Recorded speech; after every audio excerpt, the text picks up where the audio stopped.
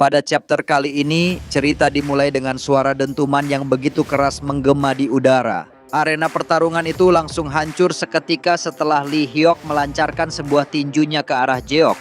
Tanpa sempat berpikir panjang, Jeok segera menghindar dan tubuhnya terpental ke arah belakang. Tatapan matanya menyiratkan keseriusan. Ia tahu Lee Hyuk sama sekali tidak sedang main-main. Meski lawannya hanyalah seorang pemuda berusia 20 tahunan, pria berjuluk The Windfish Demon itu benar-benar berniat menghabisinya. Namun, alih-alih merasa terintimidasi, Jeok justru tertawa tipis. Itu tadi adalah tinjuan yang cukup mengerikan, gumamnya ringan. Di sisi arena, para penonton yang menyaksikan tingkah Jeok langsung tertawa terbahak-bahak. Salah satu dari mereka berkata, "Aku sama sekali tidak menyangka bocah itu bisa menyelamatkan diri dari serangan seorang Lee Hyuk. Apa yang dipikirkannya dengan ikut turnamen sehebat ini? Dia bahkan nggak terlihat memiliki kemampuan seni bela diri. Jangan-jangan dua pedang yang ia bawa cuma hiasan belaka." Namun kenyataannya, sejak tadi Jeok sama sekali belum menggunakan pedangnya. Bahkan seni bela dirinya pun belum ia tunjukkan. Sementara itu, Lee Hyuk terus melancarkan serangan demi serangan yang tiada henti. Tapi anehnya, tidak satupun serangannya berhasil menyentuh tubuh Jeok. Bahkan hanya untuk mengenai ujung bajunya pun tidak bisa. Para penonton terkejut, matanya membelalak saat melihat Jeok berguling-guling di atas arena untuk menghindar. Itu donkey roll, seru salah satu dari mereka tercengang. Ya, gerakan berguling-guling seperti itu biasanya hanya dilakukan oleh mereka yang putus asa, menghindari serangan layaknya seekor keledai yang berguling di tanah. Sebuah tindakan yang sangat memalukan, apalagi dilakukan di depan ribuan penonton. Sambil terus tertawa, mereka pun mencemooh. "Hei, anak muda, sebelum kau terluka parah, sebaiknya kau menyerah saja. Apa kau pikir bisa menang hanya dengan berguling seperti itu?" Namun di sisi lain, Lee Hyuk hanya bisa menghela napas panjang. Dalam hatinya, ia bergumam kesal, "Dasar brengsek." Mereka bicara tanpa tahu kenyataannya. Gerakannya memang terlihat kaku, tapi setiap kali aku menyerang, dia selalu berhasil menghindar hanya dalam selisih yang sangat kecil. Bahkan rasanya seperti aku sedang mencoba mengejar bayangan. Apakah mungkin bajingan ini sedang menyembunyikan kemampuannya? Tapi kenapa dia belum juga melancarkan serangan balik? Dan saat itulah Lee Hyuk terkejut. Tiba-tiba saja Jeok muncul di antara celah serangannya. Dalam satu momen singkat, Jeok mengangkat tangannya dan melepaskan sebuah tinjuan yang mengarah langsung ke wajahnya. Tapi pukulan itu tidak seperti yang ia duga, hanya mendarat lembut di dahinya. Sangat lembut, bahkan lebih lembut dari belayan seorang ibu. Jeok tertawa. Ia benar-benar tertawa, seolah-olah berkata bahwa dia tidak perlu bersusah payah untuk mengalahkan seseorang seperti Lee Hyuk. Lee Hyuk terduduk lemas di lantai, wajahnya pucat, matanya kosong. "Dasar sialan," gumamnya dengan suara bergetar. "Apa bajingan ini benar-benar mempermainkanku dengan serangan seperti itu?" Tawa penonton pun kembali pecah. Mereka mengejek, teknik apa itu? "Bahkan anakku yang berumur 5 tahun bisa memukul lebih keras dari itu." Tapi saat semua orang masih sibuk tertawa dan mengolok-olok, tiba-tiba saja Lee Hyuk terbatuk keras, lalu langsung memuntahkan darah dalam jumlah yang mengerikan. Wajahnya menegang, tubuhnya gemetar, dan dalam hitungan detik, kesadarannya pun lenyap. Ia jatuh terkulai di atas arena, tawa yang memenuhi udara berubah menjadi keheningan yang mencekam. Para penonton terdiam. Mereka tidak percaya dengan apa yang baru saja terjadi. "Tunggu, jangan-jangan dia mengalami penyimpangan aliran energi ki?" bisik salah satu dari mereka. Apa mungkin harga dirinya terguncang setelah menerima pukulan memalukan itu? Para pengawas segera naik ke arena memeriksa tubuh Lee Hyuk dengan cemas, tapi semuanya terlambat. Pria itu tak lagi bisa melanjutkan pertandingan. Dan dengan itu, Jeok dinyatakan sebagai pemenang dari babak pertama turnamen Heavenly Dragon. Meskipun Jeok telah berhasil memenangkan putaran pertamanya, namun semua orang yang ada di sana tetap tidak puas. Mereka menganggap Jeok hanya beruntung dalam pertandingan itu. Di tengah kerumunan penonton, terlihat Charyeon menatap Jeok lekat-lekat, bahkan tanpa mengedipkan matanya sedikit pun. Ia bertanya-tanya dalam hati, apa yang akan dilakukan Jeok setelah menyelesaikan turnamen ini? Cerita pun berpindah ke sebuah tempat tak jauh dari arena turnamen Heavenly Dragon, ya, sebuah tempat di mana orang-orang mempertaruhkan uang mereka untuk memilih jagoannya masing-masing. Di sana dua pria tampak duduk santai sambil memerhatikan nama-nama peserta unggulan. Mereka sedang memilih siapa yang akan dijagokan dalam turnamen ini. Namun tiba-tiba seseorang menghempaskan tangannya ke atas meja, melemparkan beberapa lembar kertas taruhan. Ternyata itu adalah Muyong. Dengan tatapan datar, ia berkata, "Dengarkan baik-baik. Aku akan bertaruh 100.000 yang untuk kemenangan seseorang bernama Jok Legion." Sontak pria di depannya terkejut. Apakah yang kau maksud itu anak muda yang baru saja menang di putaran pertama hanya karena keberuntungan?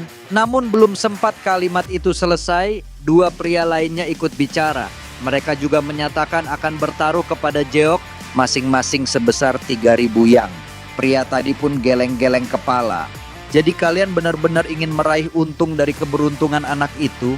Memang mustahil dia bisa menjuarai turnamen ini. Tapi kalau dia menang, kalian akan mendapat keuntungan 60 kali lipat. Di samping mereka, Cheon Muak ikut bergerak. Ia mengambil sesuatu dari balik bajunya.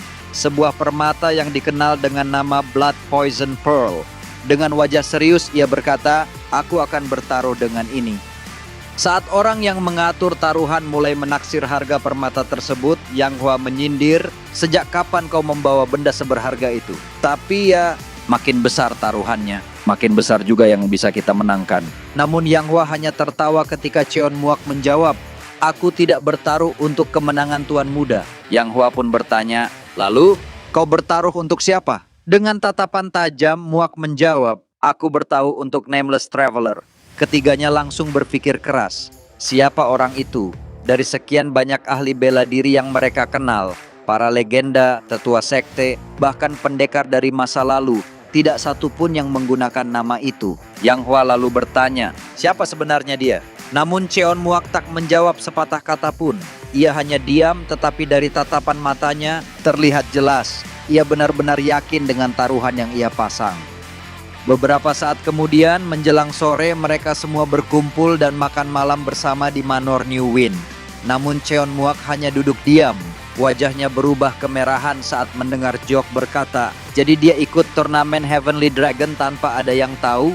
Bahkan ia memakai nama konyol Nameless Traveler. Seharusnya kalian menghentikannya sejak awal agar dia tak ikut-ikutan turnamen ini." Yang Hua tertawa.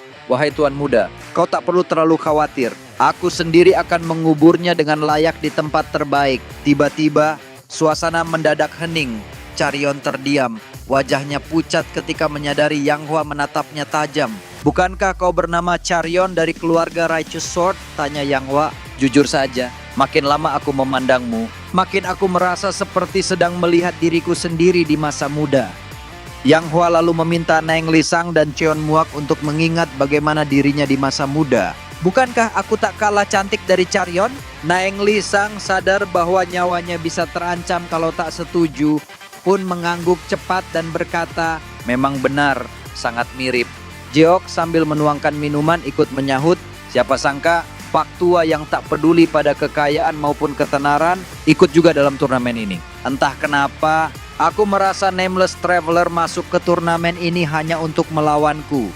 Ucapan itu membuat semua orang menatap ke arah Cheon Muak, ingin tahu reaksinya. Muak menyeringai dan berkata, "Karena kau telah mewarisi ilmu dari nona muda dan juga orang itu, maka ini akan jadi pertarungan yang sangat menarik, tuan muda. Mana mungkin aku bisa menahan hasrat seperti ini, hasrat menyaksikan duel paling menegangkan yang pernah ada."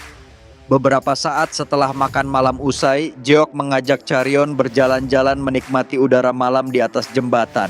Jeok menatap langit dan berkata, "Aku merasa dalam masalah besar di turnamen ini. Aku tak yakin bisa menang, apalagi setelah Pak Tua itu ikut. Tapi aku harus menang demi sekteku, agar semua orang mengenal nama kami dan kami bisa mendapatkan dana untuk bertahan." Charion menatap Jeok dan bertanya, "Lalu, apa yang harus kau lakukan agar bisa menang?" Jok tersenyum, "Aku harus makan daging jauh lebih banyak daripada biasanya." Charion heran, "Bukankah kau sudah makan banyak daging hari ini? Apa tidak masalah makan daging setiap hari?" Dengan santai Jok menjawab, "Itu bukan masalah. Aku sudah menguasai seni bela diri yang bisa mengubah daging jadi sayur dalam tubuhku." Charion mengerutkan dahi. "Memangnya ada ilmu seperti itu?" Namun sebelum ia sempat melanjutkan pertanyaannya, tiba-tiba muncul seseorang berjubah panjang membawa seekor elang di tangannya. Ia datang mendekati Jok. Jok bertanya, "Ada urusan apa kau ke sini?" Orang itu menjawab tegas, "Tuan muda, apa yang Anda lakukan saat ini sudah melewati batas." Jok menatapnya tajam. "Jadi kau ke sini cuma untuk memintaku pulang? Siapa yang menentukan batas itu? Ayahku? Dia yang menyuruhmu ke sini?" Lalu Jok melanjutkan, "Dengarkan baik-baik. Pastikan kau menyampaikan pesan ini kepadanya." Jok pun mengatakan sesuatu pada pria berjubah itu. Setelah mendengarnya, pria itu mengangguk, lalu melepaskan burung elangnya, membawa pesan itu menuju tuannya di pinggiran kota. Jok hanya diam memandangi langit. Di satu sisi, ia sangat menyayangi ayahnya. Namun di sisi lain, ia menyimpan memiliki rasa kebencian yang dalam.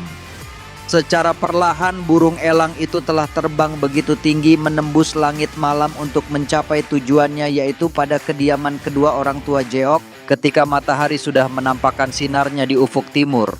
Burung elang itu langsung menuju pada sebuah kios yang menjual buah-buahan yang berada pada pinggiran kota, dan burung itu langsung mendarat pada seseorang yang berada di kios itu yang tidak lain adalah ayah Jeok. Setelah membaca sebuah surat yang dibawa oleh burung itu, ia berkata, "Ini adalah sebuah kabar dari Jeok dan aku tidak menyangka kalau dia sudah dewasa. Diketahui kalau lelaki parubaya itu bernama Jeok Sorin." Lalu ia berkata, pada akhirnya Jeok telah mengambil sebuah keputusan, yaitu untuk menaklukkan dunia ini. Pagi harinya, suasana terlihat biasa saja.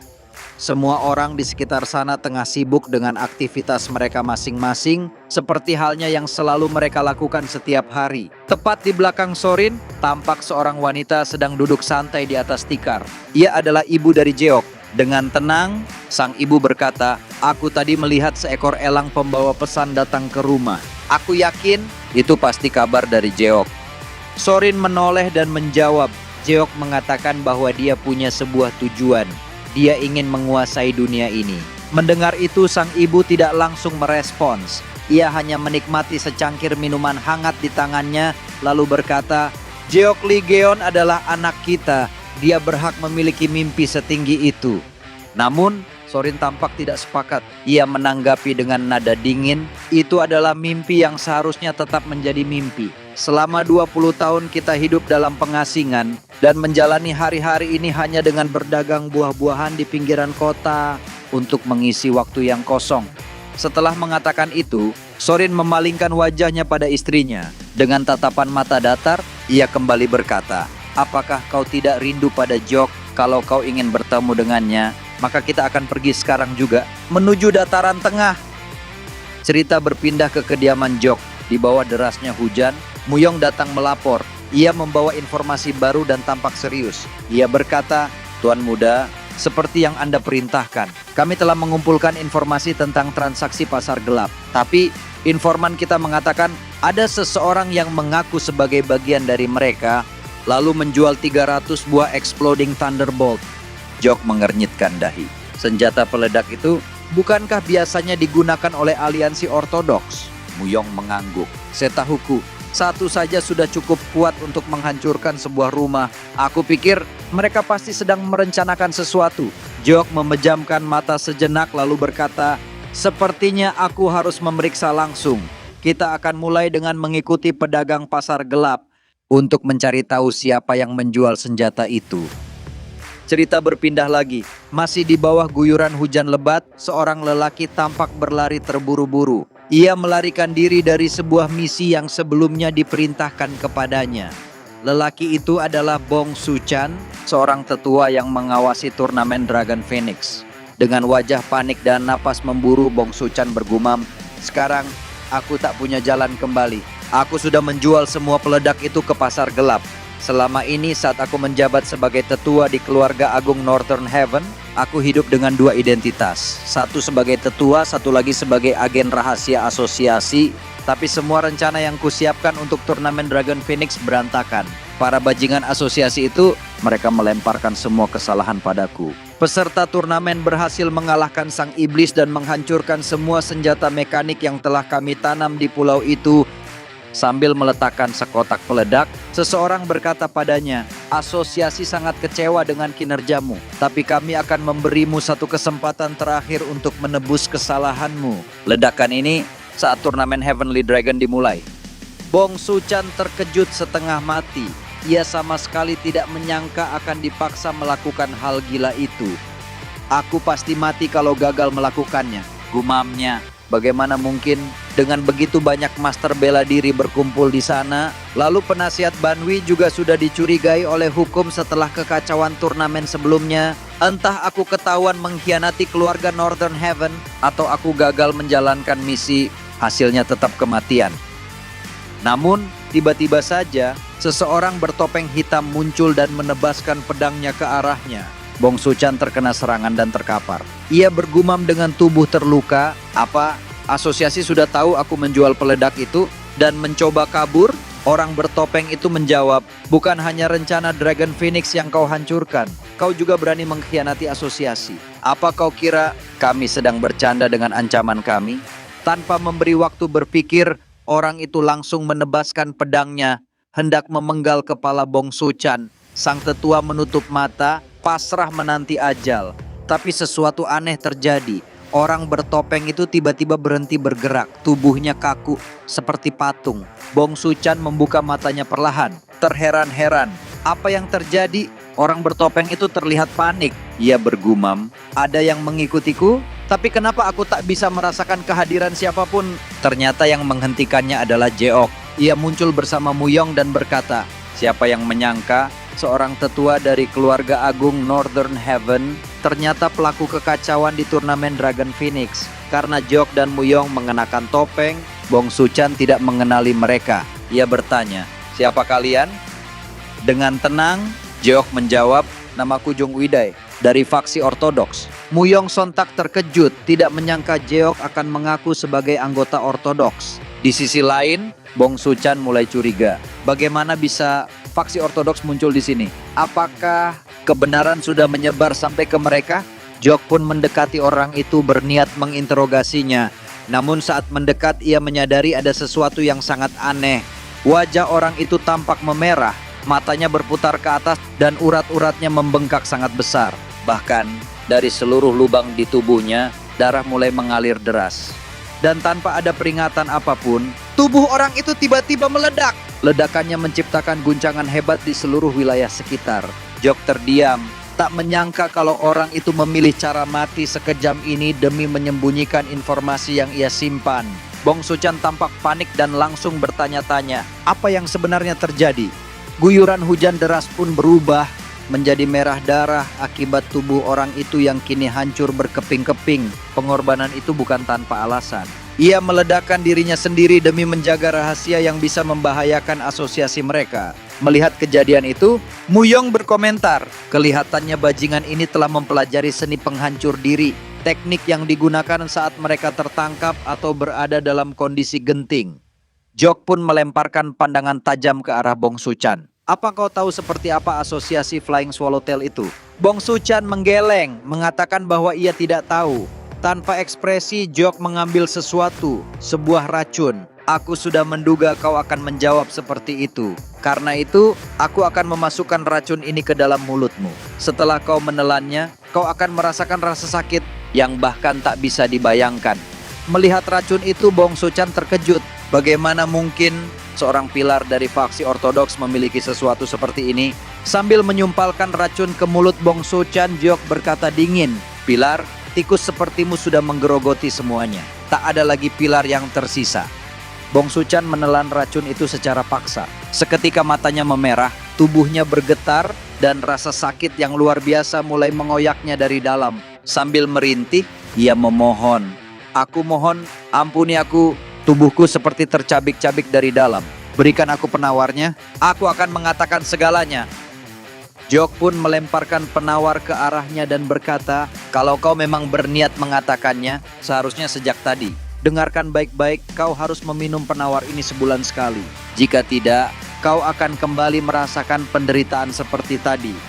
Setelah semua informasi berhasil dikorek, Jeok menyimpulkan, "Jadi 12 tahun yang lalu mereka mendatangimu dan memintamu bergabung. Berkat mereka, kau bisa menjadi tetua keluarga agung Northern Heaven. Dan setelah itu, mereka memberimu misi yang wajib kau jalankan dengan sempurna. Bong Suchan mengangguk lemah. Yang kau katakan memang benar. Tapi selama 12 tahun ini, aku hanya mengenal 2 orang yang pernah menyampaikan misi padaku. Berarti ini organisasi rahasia, kata Jeok. Anggotanya bahkan tidak saling mengenal. Tak heran kalau mereka sulit dilacak. Lalu Jeok menatapnya lagi. Aku minta 2 hal darimu. Pertama, berikan semua informasi yang bisa kau kumpulkan dari keluarga agung Northern Heaven. Kedua, jika kau menerima misi dari asosiasi, kau harus melaporkannya pada kami. Jika kau patuhi, aku bisa menjamin hidupmu. Bong Suchan ragu. Bagaimana aku bisa percaya padamu? Jeok menatapnya tajam, matanya penuh intimidasi. Kau tidak punya pilihan selain percaya. Dalam hati Bong Suchan menggerutu. Dasar sialan, sekarang aku harus kembali ke keluarga agung Northern Heaven. Memainkan 2 peran sekaligus, sebagai mata-mata asosiasi dan juga mata-mata faksi ortodoks. Namun kemudian ia berkata, tapi aku akan mati jika gagal meledakkan bom saat turnamen Heavenly Dragon dimulai. Dengan santai Jeok menjawab, bukankah sudah kubilang kau akan tetap hidup meski gagal menjalankan perintah mereka? Lalu Jeok berbisik pada Muyong, aku masih penasaran apa yang sebenarnya mereka rencanakan. Tak mungkin mereka meledakkan turnamen sebesar ini tanpa alasan. Mereka pasti mengincar sesuatu yang besar. Tapi saat ini, aku belum tahu apa itu. Untuk sekarang, kita harus fokus menjalankan peran masing-masing. Keesokan harinya, pertandingan kedua turnamen Heavenly Dragon dimulai. Jeok kembali naik ke arena menghadapi seorang pendekar pedang, namun semua usaha lawannya sia-sia. Pedang itu bahkan tidak mampu menggores Jeok sedikit pun. Sorak-sorai penonton langsung menggema. Aku nggak tahu ini bakat atau cuma keberuntungan, tapi dia menang lagi. Untuk kedua kalinya, pertandingan ketiga dimulai. Dan sekali lagi, Jeok hanya butuh 1 pukulan, lawannya langsung tumbang. Peserta lain mulai tak percaya, orang yang mereka remehkan ternyata terus melaju. Jeok kini berhasil mencapai pertandingan final putaran pertama. Di sisi lain, Charyeon duduk di antara penonton, matanya awas memperhatikan Jeok. Ia lalu menoleh ke sekitar, menyadari banyak anak-anak dari keluarga besar ikut hadir. Mereka semua datang hanya untuk menyaksikan kemampuan Jeok. Apakah mereka selama ini memang sudah memperhatikannya? Lalu sang pemimpin turnamen mengumumkan, pertandingan final akan segera dimulai antara Jeok Legion dari Manor New Wind melawan Chusa Dan, petarung berjuluk The Deathly Poisonous Sword. Chusa tertawa keras. Keberuntunganmu sudah habis. Aku akan mengirimmu ke neraka. Charyeon yang berada di dekat Jeok mengingatkan. Dia pengguna racun yang sangat berbahaya. Kau tidak perlu lagi berpura-pura lemah. Hadapi dia dengan kekuatanmu yang sebenarnya. Jeok menjawab, aku memang tidak akan berpura-pura lagi. Lagi pula, mulai sekarang, kau sudah tidak bisa lagi memasang taruhan pada pertandinganku. Jeok lalu menatap ke atas dan melihat Cheon Muak memperhatikannya dari kejauhan dengan mata penuh semangat. Sambil tersenyum, Jeok bergumam, pertandingan yang sesungguhnya sebentar lagi dimulai. Dan ini akan menjadi pertarungan yang sangat menarik. Dikisahkan bahwa lawan yang akan menghadapi Jeok adalah Chusa yang dikenal dengan julukan The Deadly Poisonous Sword. Sesuai namanya, Chusa menggunakan sebuah pedang yang dilapisi racun mematikan, racun yang seharusnya tidak boleh digunakan pada manusia. Hingga saat ini, sudah banyak orang tewas seketika setelah terkena tebasan racun dari pedang Chusa. Karena itulah, semua orang menganggapnya sangat berbahaya. Tepat di samping Charyeon, seorang paktua bergumam, sungguh malang nasib anak muda ini. Dari sekian banyak lawan yang mengikuti turnamen, dia harus berhadapan dengan Chusa yang dipastikan akan mengalahkannya. Mendengar itu, Charyeon bertanya dengan cemas, apakah Chusa benar-benar begitu berbahaya? Orang itu menjawab, racun yang ia gunakan sangat mematikan. Mungkin itulah alasan mengapa semua lawannya di turnamen ini mati seketika. Di atas arena pertarungan, Chusa tertawa sinis sambil berkata, kupikir kau hanya bocah beruntung yang kebetulan bisa sampai ke final putaran pertama. Jeok menanggapi dengan tenang, sepertinya kau kurang percaya diri dengan teknik berpedangmu sendiri. Kau bahkan melapisi bilah pedangmu dengan racun. Itu tandanya kau tidak yakin dengan kemampuanmu. Mendengar itu, Chusa hanya tersenyum penuh keyakinan. Semua yang mengatakan itu padaku berakhir dengan kematian. Aku akan pastikan kau juga. Tanpa basa-basi, Chusa langsung melesat dengan kecepatan tinggi, melancarkan tebasan pertama yang mematikan ke arah Jeok. Namun serangan itu sia-sia. Jeok dengan cekatan memukul pergelangan tangan Chusa hingga pedang itu terlepas dari genggaman. Dalam sekejap mata, Jeok merebut pedang tersebut dan menusukkannya tepat ke pundak Chusa. Chusa menjerit kesakitan, tubuhnya tampak melemah karena racun dari pedang mulai menyebar. Jeok menikmati momen itu. Dengan gerakan cepat, ia menarik pedang ke arah belakang, membelah tangan Chusa menjadi dua bagian. Dengan tatapan mata tajam, Jeok berkata dingin, "Sekarang kau sama sekali tidak bisa menggunakan pedang dengan tangan kananmu lagi." Chusa terjatuh tertunduk di atas lantai, tak percaya dirinya bisa dikalahkan hanya dengan satu serangan. Yang lebih mengejutkan, Jeok berhasil mengalahkannya tanpa sedikit pun menggunakan seni bela diri, bahkan tanpa mengandalkan kedua pedangnya. Terlihat semua orang yang ada di sana sama sekali tidak bisa mengucapkan sepatah kata. Pun setelah menyaksikan Jeok mampu mengalahkan Chusa hanya dengan satu kali serangan saja, mereka bertanya-tanya, bagaimana mungkin seorang master bela diri yang terkenal akan keganasannya bisa dikalahkan dengan begitu mudah, bahkan tanpa harus bersusah payah menggunakan seni bela diri. Di sisi lain, Sochang langsung berdiri dari tempat duduknya setelah melihat Jeok memenangkan pertandingan itu dengan sangat mudah. Dengan nada skeptis, Sochang berkata, "Apakah dia memang sekuat itu? Yang aku tahu, dia hanyalah seorang bocah yang berlindung tepat di belakang pasangannya saat turnamen Dragon Phoenix." Tepat di sampingnya, Byakuya sama sekali tidak memberikan respons apapun. Sejak awal, dia sudah menyadari kalau Jeok telah menyembunyikan kekuatan sebenarnya. Sochang kembali berucap, "Selain itu, aku sama sekali tidak pernah mengetahui di mana letaknya Manor New Wind. Bahkan sampai saat ini, aku tidak pernah mendengar tentang mereka. Namun dia sudah menunjukkan seni bela diri sekuat itu, padahal dia hanyalah seorang remaja biasa." Sama halnya dengan Byakuya, Im Hagi juga tak melepaskan pandangannya dari Jeok. Dia sudah menyadari bahwa Jeok menyembunyikan kekuatannya. Im Hagi bergumam pelan, "Dia bukan sekadar remaja biasa. Tapi aku bertanya-tanya, dari mana asalnya orang itu? Apakah mungkin dia sengaja menyembunyikan kekuatannya saat turnamen Dragon Phoenix dan memenangkan turnamen Heavenly Dragon adalah tujuan sebenarnya?" Beberapa saat setelah pertandingan usai, Jeok mengajak Charyeon makan bersama di sebuah restoran. Charyeon terkejut ketika melihat semua orang di sana menyambut kedatangan Jeok dengan penuh semangat. Mereka berkata Jeok harus memenangkan pertarungan selanjutnya karena itu akan menjadi pertarungan penentuan siapa yang terbaik di turnamen Heavenly Dragon. Sambil tersenyum, Jeok berkata, "Apakah ini rasanya jadi seseorang yang sangat populer di antara masyarakat? Aku tidak menyangka mereka akan menyambutku dengan begitu antusias." Mendengar itu, Charyeon bergumam, "Yang aku tahu, biasanya semua orang takut mendekati seseorang yang sudah berhasil melaju ke babak berikutnya di turnamen ini. Tapi yang aku lihat, semua orang di sini sama sekali tidak takut kepada Jeok, karena Jeok sudah menyapa mereka dengan begitu ramah." Kemudian salah satu dari mereka berkata, "Meskipun kau sudah sampai sejauh ini, orang yang paling difavoritkan di turnamen ini adalah The Nameless Traveler. Mereka bilang dia tak terkalahkan, bahkan para master bela diri terhebat sekalipun tidak mampu mengungkap wajah tersembunyi di balik topi itu." Charyeon bertanya, "Katanya kau pernah menyaksikan pertandingan yang dimainkan orang itu. Lantas, bagaimana dia bisa mengalahkan semua lawannya?" Dengan wajah pucat, orang itu menjawab, "Meski aku menontonnya, aku sama sekali tidak bisa melihat apapun." Charyeon pun terkejut, tak memahami apa yang dikatakan orang itu. Sambil mengingat pertandingan itu, dia melanjutkan, "Aku melihat dia bersiap menarik bilah pedang. Tapi aku tidak tahu apa yang terjadi sampai lawannya kalah seketika dalam waktu kurang dari 5 detik. Yang aku lihat, meskipun dia hampir tak bergerak di arena, serangan yang dia lancarkan sangat fatal sehingga lawannya sama sekali tak bisa membalas. Itulah yang aku katakan, aku melihatnya tapi tak bisa memahaminya."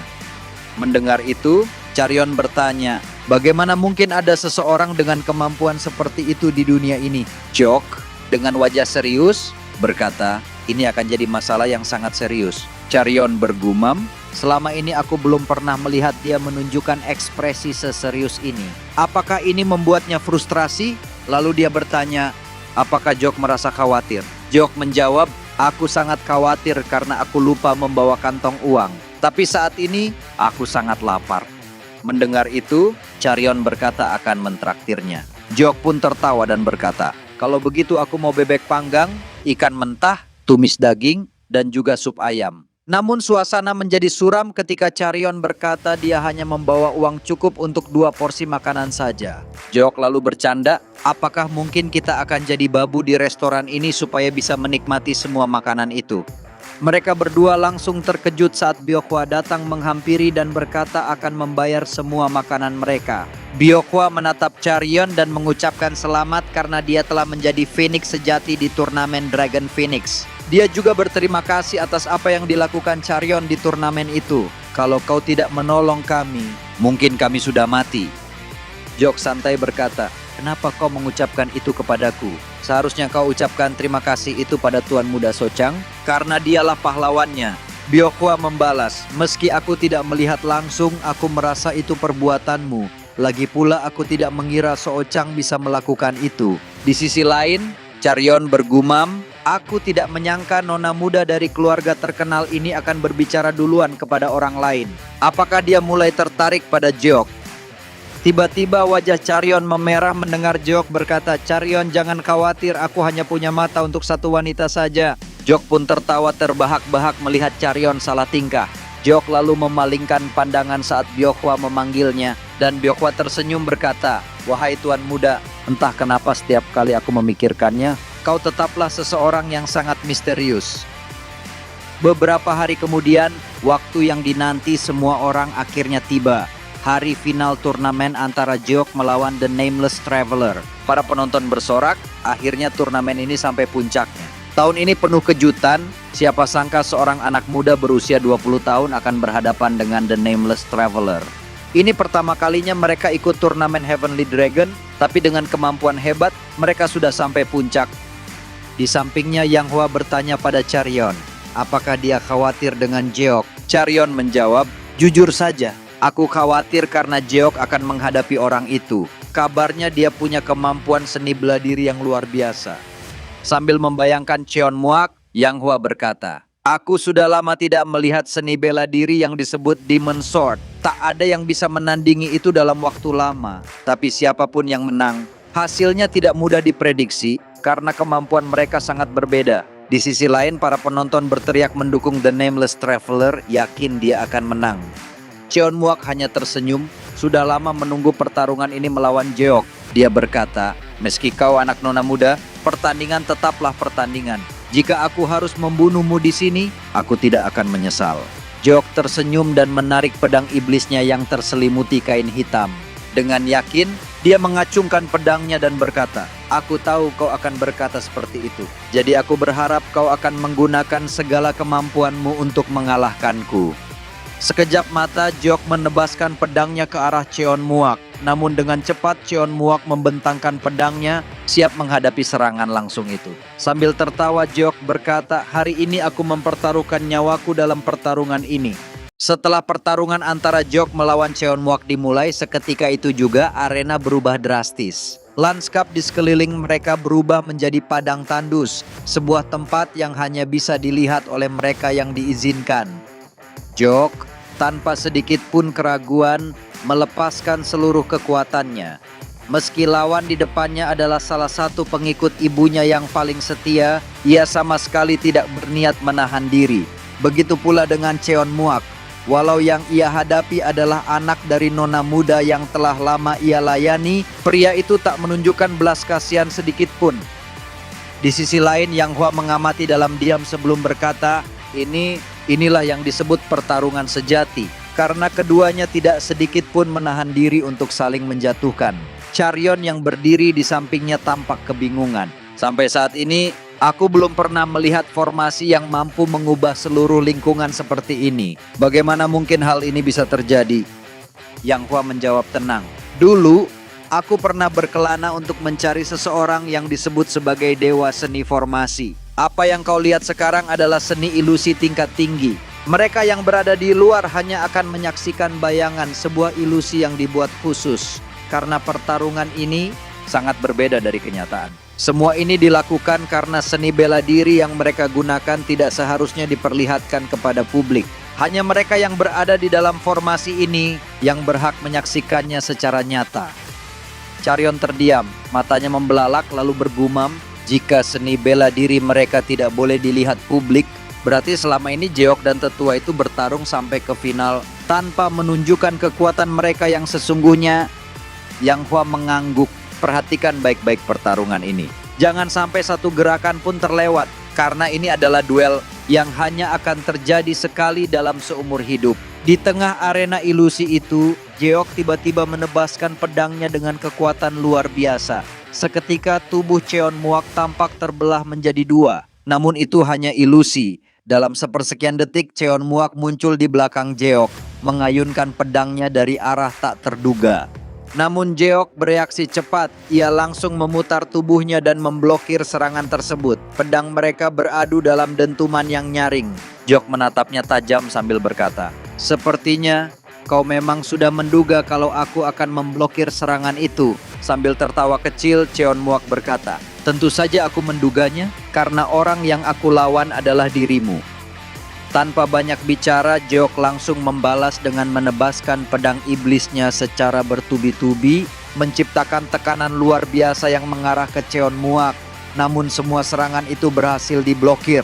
Cheon Muak bukanlah lawan yang mudah dikalahkan. Wajahnya justru tampak puas, karena inilah pertarungan yang telah ia nantikan selama ini. Dalam sekejap, Jeok melancarkan satu tebasan mematikan yang langsung mengarah ke kepala Cheon Muak. Tapi di saat yang sama, Cheon Muak pun mengayunkan pedangnya, berniat membelah tubuh Jeok sebelum tebasan itu sempat mengenainya. Cheon Muak segera menundukkan kepalanya menghindari tebasan Jeok. Namun Jeok pun menyadari ia tidak akan sempat menghindari serangan balik dari Cheon Muak. Dan benar saja, dalam sekejap darah segar Jeok langsung terciprat ke segala arah. Tubuhnya terhuyung sementara lukanya terlihat jelas. Caryon tampak sangat panik saat melihat Jeok terluka. Sementara Muyong dan yang lainnya hanya bisa terdiam, tak menyangka bahwa Cheon Muak sama sekali tidak menahan diri. Meski lawannya adalah putra dari nona muda. Meski Jeok berhasil menghindari serangan yang bisa saja membunuhnya, namun lengannya terluka cukup parah. Darah mengucur deras, membasahi tangan kirinya. Dengan tatapan tajam, Cheon Muak berkata, "Asal kau tahu, saat aku mengatakan bahwa aku tidak akan menyesal jika membunuhmu, itu bukan sekadar omong kosong." Sambil mengacungkan pedangnya, ia kembali berkata, "Dengarkan baik-baik, gunakan seluruh kemampuanmu. Tunjukkan seni bela dirimu yang sebenarnya. Atau kau lebih memilih mati di tanganku?" Mendengar itu, Jeok tertawa pelan. "Jika itu yang benar-benar kau inginkan, maka aku akan menunjukkan kekuatanku yang sebenarnya." Dalam sekejap, energi dahsyat pun meledak dari tubuh Jeok. Itu adalah energi demonik. Kekuatan yang selama ini ia pendam dalam diam. Saking kuatnya, tanah pun berguncang hebat. Caryon terdiam membeku. Ia bahkan tak sanggup mengedipkan mata. "Ini energi demonik yang sangat mengerikan," gumamnya. "Sejak awal aku memang merasa curiga. Aku bisa merasakannya samar-samar. Tapi ternyata dugaanku benar. Dia adalah seorang kultus demonik." Jeok menarik napas panjang lalu berkata dengan suara dingin, "Jalan demonik telah dimulai dengan angin." Mendengar itu, Cheon Muak justru tertawa terbahak-bahak. "Akhirnya teknik yang kutunggu selama ini muncul juga," gumamnya. "Setiap orang yang bergabung dalam kultus demonik pasti bermimpi menyaksikan momen ini. Sekalipun hanya sekali seumur hidup, karena ini adalah seni bela diri khusus sang Heavenly Demon yang dikenal sebagai 9 teknik pedang iblis malapetaka." Lalu Jeok bergerak. Ia mengayunkan pedangnya dengan teknik pertama, sambaran angin puting beliung. Hembusan angin luar biasa langsung mengamuk ke segala arah, menyapu dan menghancurkan apapun yang ada di jalurnya. Cheon Muak pun segera membentangkan pedangnya, berusaha menahan serangan itu. Meski berhasil bertahan, tubuhnya tetap tak luput dari goresan luka, cukup parah dan tak bisa diabaikan. Cheon Muak bergumam pelan, "Meskipun energi internalnya jauh lebih kecil dibandingkan milikku, entah kenapa kekuatannya terasa luar biasa." Namun belum sempat ia merenungi lebih jauh, sesuatu yang tak terduga terjadi. Pedang Jeok tiba-tiba memancarkan kilatan petir yang menyambar dari ujung bilahnya. Lalu dengan satu tebasan yang menyilaukan, Jeok mengayunkan pedangnya sekali lagi. "Aku telah memanggil guntur dan kilatan petir Inilah bentuk kedua dari seni demonik pedang iblis malapetaka, ucap Jok dengan suara yang menggema di antara riuhnya medan pertarungan. Serpihan debu langsung beterbangan ke segala arah akibat serangan dahsyat itu. Carrion sampai harus menutup matanya rapat-rapat. Pandangan matanya terganggu oleh hembusan angin dan debu yang mengaburkan segalanya. Di saat itu Jok tampak melayang di udara, seolah-olah ia sedang berjalan di atas sesuatu yang tak kasat mata. Dari atas, ia melemparkan tatapan dingin ke arah Cheon Muak di bawah. Namun Cheon Muak bukanlah seseorang yang bisa lengah. Dalam sekejap, ia melompat dan menebaskan pedangnya ke arah Jeok, berusaha memanfaatkan celah saat Jok terlihat tidak siap. Sayangnya serangan itu hanya sia-sia.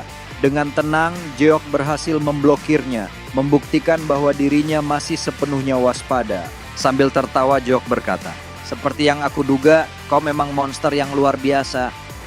Pertarungan pun kembali meledak. Keduanya saling bertukar serangan tanpa ragu, masing-masing mengerahkan kekuatan terbaik yang mereka miliki. Aura pembunuh yang mengerikan menyelimuti medan pertempuran. Carrion menatap mereka dengan mata bergetar lalu bergumam lirih, "Aku tak menyangka ada seni bela diri sehebat ini.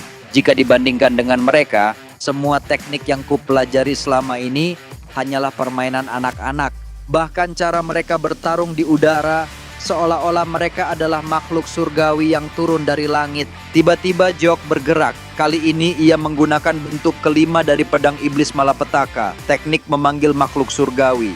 Langit langsung bergemuruh, dan dari balik awan hitam yang mengumpul, seekor naga raksasa muncul dengan wajah yang begitu mengerikan. Nafasnya berapi, matanya menyala merah. Sosok naga itu bersiap melahap Cheon Muak tanpa ampun. Melihat hal itu, Cheon Muak hanya bisa terdiam. Tubuhnya membeku, tak mampu bergerak saat naga itu mengaum keras. Gema suaranya mengguncang tanah. Lalu naga itu menghantam Cheon Muak dengan kekuatan dahsyat, menciptakan gelombang kejut yang menggetarkan seluruh area. Tanah berguncang hebat, seolah-olah sebuah gempa bumi besar baru saja terjadi. Di sisi lain, Carrion tampak terpaku. Ia benar-benar tak menyangka bahwa dirinya akan menyaksikan kekuatan yang melampaui batas nalar manusia. Apa yang terjadi di hadapannya begitu luar biasa, begitu mustahil untuk dicerna oleh akal sehat. Di sebelahnya, Naeng Lisang tampak bersiap. Ia hendak melompat ke tengah medan untuk memastikan kondisi Cheon Muak. Namun Yang Hua segera menahan lengannya menggeleng pelan. "Jangan," ucapnya yakin. "Cheon Muak tidak akan kalah semudah itu." Dan memang benar, meski telah menerima serangan mematikan, tubuh Cheon Muak masih menolak untuk tumbang. Dengan sisa kekuatannya, ia mencengkeram pedangnya lalu menancapkannya ke tanah untuk menopang tubuhnya yang nyaris roboh. Ia menarik napas dalam lalu tertawa terbahak-bahak. Tawa itu menggema, menyapu seluruh penjuru tempat. Suaranya tak terdengar seperti seseorang yang kalah, melainkan seseorang yang puas. "Kau benar-benar mewarisi darahnya, Nona muda," ucap Cheon Muak sambil menatap Jeok, "karena kau telah menunjukkan sesuatu yang luar biasa. Jujur saja, aku sangat puas bertarung melawanmu, meski tubuhku sekarang penuh luka parah." Dengan gerakan pelan tapi mantap, Cheon Muak kembali mengangkat pedangnya. Sorot matanya membara, niatnya jelas. "Aku rasa ini saatnya kita mengakhiri semuanya." Di sisi arena, Carrion menoleh ke arah Yang Hua dan bertanya. Suaranya penuh penasaran. "Teknik apa itu? Apa yang akan dia lakukan?" Dengan nada serius Yang Hua menjawab, "Itu adalah teknik khusus yang disebut Demon Sword. Hanya dia yang bisa menggunakannya." Teknik pedang itu yang membuat Cheon Muak dikenal dengan julukan Sang Demon Sword. Lalu ia melanjutkan, "Jika Jeok menggunakan bentuk ketujuh dari 9 teknik pedang iblis malapetaka, maka mungkin saja teknik Cheon Muak ini bisa menahannya. Tapi kita semua mungkin akan mati karena benturan dua kekuatan itu." Tanpa ragu, tanpa jeda, Cheon Muak langsung bergerak. Bilah pedangnya ditebaskan dengan penuh niat membunuh yang luar biasa. Niat itu begitu murni, begitu tajam, sampai udara pun terasa ikut bergetar. Dalam pikirannya ia tahu, jika ia menggunakan teknik terbaiknya, maka Jeok mungkin akan menjawabnya dengan teknik puncaknya juga. Dan benar saja, sebelum serangan Cheon Muak benar-benar tiba, Jeok mengangkat pedangnya tinggi-tinggi ke langit. Aura hitam pekat menyelimuti tubuhnya. Udara seolah-olah membeku. Cahaya di sekitar mereka seakan tersedot ke dalam bilah pedang Jeok. Inilah bentuk ketujuh dari pedang iblis malapetaka, teknik pamungkas yang dikenal dengan nama kekuatan serangan iblis. Pada momen itu, jiwa Jeok benar-benar telah dikuasai oleh bisikan iblis. Suara-suara gelap itu bergema di dalam pikirannya, memprovokasinya untuk mengakhiri segalanya dengan satu tebasan, membunuh Cheon Muak tanpa ampun. Cerita pun berpindah. Di sebuah tempat yang tenang dan damai, tampak Sorin dan istrinya telah sampai di sebuah hamparan bunga. Jalanan yang terbentang di hadapan mereka itu merupakan jalur menuju dataran tengah, tempat semua nasib akan bersinggungan. Sorin memandang bunga-bunga itu sejenak, lalu menggeleng pelan dan berkata, "Aku tak mengerti. Kenapa anak itu terus mengejar mimpi yang begitu mustahil seperti ini?" Istrinya tersenyum samar lalu memetik setangkai bunga, mengamati kelopaknya dengan penuh makna. "Apakah kau masih belum mengerti alasan di balik mimpinya?" Katanya lembut, "Itu karena di dalam tubuhnya mengalir darahku. Kau tahu, aku dulu dijuluki sebagai raksasa." Sorin hanya bisa menghela napas pelan. Itu sudah sangat lama berlalu. Namun istrinya kembali menatapnya serius dan berkata, "Lama atau tidak, darah tak bisa dibohongi, Sorin. Dan Jeok sedang dikendalikan oleh instingnya. Dia adalah anakku. Aku bisa merasakannya. Ada sesuatu dalam dirinya yang telah menyala. Sebuah dorongan yang sangat kuat yang tidak bisa dikendalikan. Dorongan untuk menghancurkan segalanya." Dan benar saja, di medan pertarungan pandangan Jeok telah berubah sepenuhnya. Segalanya terlihat abu-abu, pudar, seperti tak ada lagi warna kehidupan. Ia telah dibutakan oleh niat membunuh yang begitu kuat, seolah seluruh jiwanya telah tenggelam dalam kekuatan iblis. Namun di tengah kekacauan itu satu hal menyadarkannya. Matanya menangkap sosok Charyeon yang sedang menatapnya dari kejauhan. Tatapan mata gadis itu dipenuhi kekhawatiran, penuh ketakutan, namun juga harapan. Dan tepat saat itu kesadaran Jeok perlahan kembali. Tanpa ragu, tanpa pikir panjang, ia pun segera menghentikan teknik pamungkas yang nyaris dilepaskannya. Ia tak ingin sisi gelapnya dilihat oleh Charyeon, tak ingin menunjukkan kekuatan iblis yang begitu kejam. Menyadari hal itu, Cheon Muak tampak sangat kesal. Amarah membakar wajahnya. Ia merasa Jeok benar-benar mengabaikan pertarungan ini. Dengan suara keras yang bergema di seantero arena, ia berteriak, "Dasar bajingan, ke arah mana kau melihatnya?" Tanpa ragu, tebasan pedangnya langsung melesat, menghantam ke arah Jeok dengan kekuatan yang begitu dahsyat. Serangannya mengguncang tanah, menciptakan gelombang kejut yang menggetarkan seluruh tempat itu. Sekali lagi, bumi seolah mengaum menyaksikan dua kekuatan besar saling bertarung. Di sisi lain, Charyeon hanya bisa terdiam. Wajahnya berubah pucat seketika. Tatapannya kosong, jantungnya serasa berhenti saat melihat Jeok menerima serangan itu secara telak. Sama halnya dengan Muyong. Ia menjerit panik, khawatir, cemas, ketakutan. Semua perasaan itu bercampur menjadi satu. Namun di saat semua orang mengira semuanya telah berakhir, tiba-tiba sebuah gelombang air yang luar biasa deras muncul dari arah Jeok, membelah serangan Cheon Muak dengan kekuatan yang tak terduga. Energi pedang iblis itu seolah runtuh begitu saja dihantam oleh aliran air yang menggulung, kuat dan tak terbendung. Muyong terdiam membeku, matanya membelalak lebar.